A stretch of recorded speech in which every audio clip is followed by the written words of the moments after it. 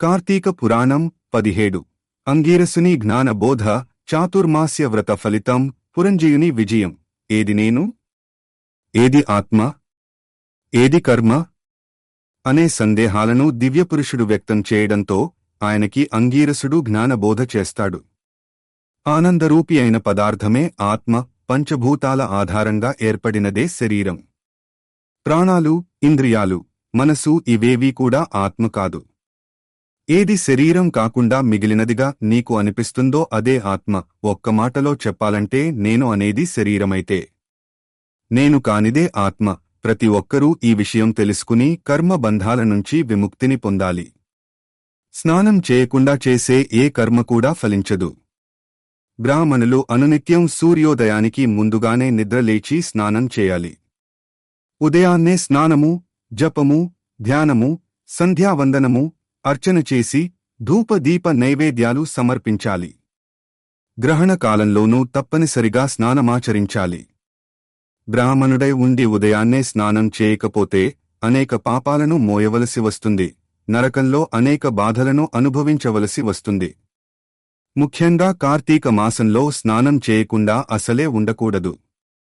వేదాన్ని మించిన శాస్త్రము, గంగను మించిన తీర్థము, కార్తీక మాసమును మించిన మాసము లేవు. స్వధర్మాన్ని, కర్మని ఆచరించేవాడు, కార్తీకంలో దామోదరుడిని పూజించేవారు వైకుంఠ ప్రాప్తిని పొందుతారు. ఆషాఢంలో యోగనిద్రలోకి వెళ్లిన శ్రీ మహావిష్ణువు కార్తీక శుద్ధ ద్వాదశి రోజున నిద్రలేస్తాడు. ఈ 4 మాసాలనే చాతుర్మాస్య వ్రతం గా చెబుతారు. ఈ సమయంలో ఎవరైతే విష్ణు ఆరాధన చేస్తారో వారు విష్ణులోకానికి చేరుకుంటారు. అందుకు ఉదాహరణగా అంగీరసుడు ఒక కథ చెప్పడం మొదలు పెడతాడు. ఒకసారి నారద మహర్షి వైకుంఠానికి చేరుకుంటాడు. భూలోకంలోని పరిస్థితుల పట్ల ఆయన ఆవేదన వ్యక్తం చేస్తాడు.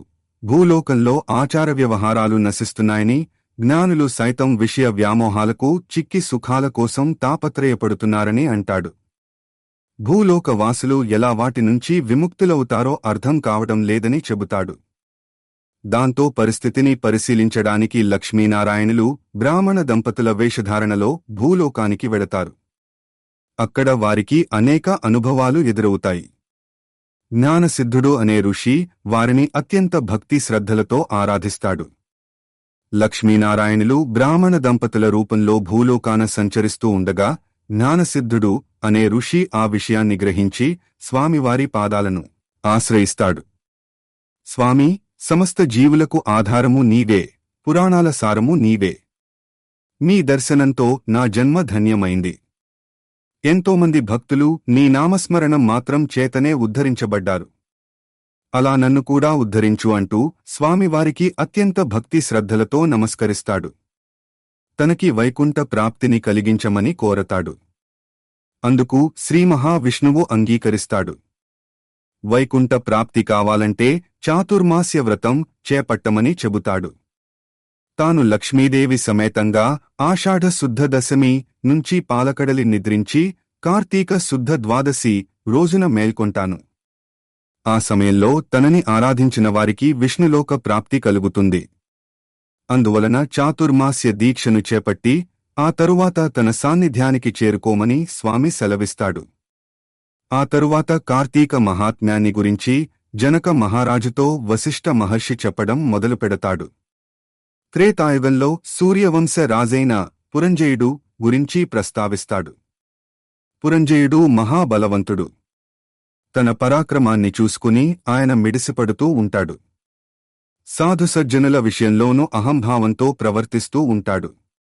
ఆశ్రితుల పట్ల చాలా కఠినంగా ప్రవర్తిస్తూ ఉంటాడు.